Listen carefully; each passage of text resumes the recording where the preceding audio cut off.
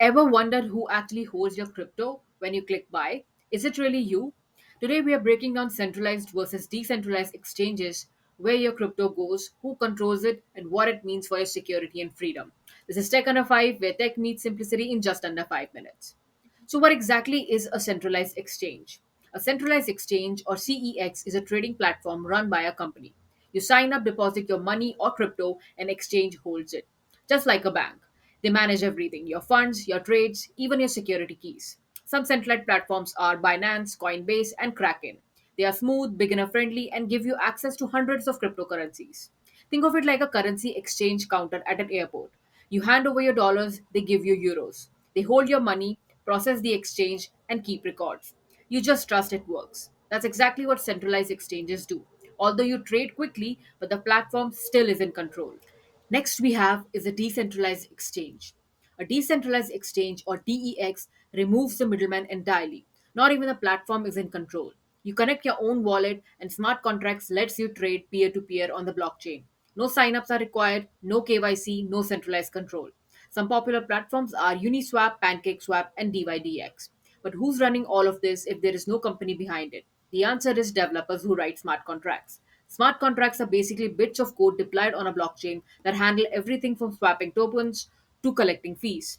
These contracts are usually open source, audited, and often governed by the community through decentralized voting, not by a company or customer service team.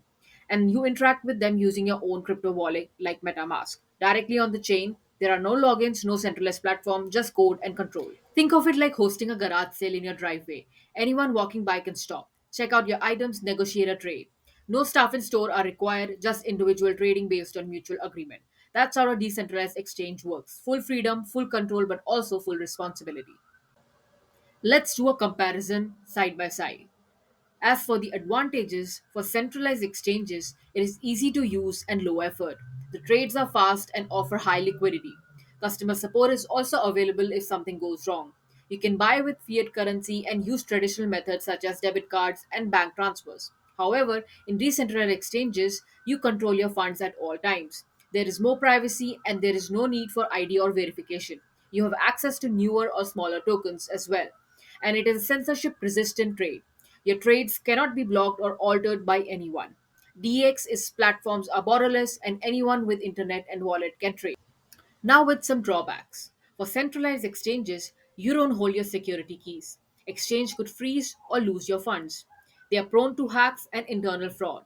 And it's limited to token availability based on companies' policies. They are also restricted based on geography and regulations and are typically not global.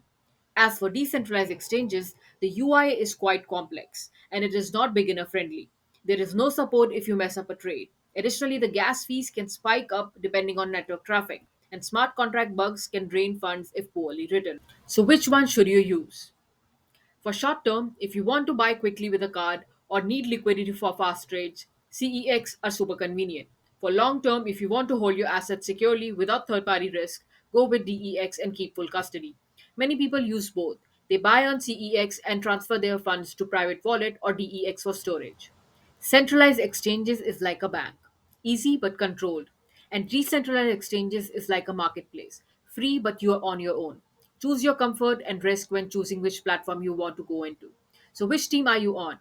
Drop your take in the comments and don't forget to like, subscribe, and hit the bell. This is Tech Under 5, where we make tech easy. See you in the next one.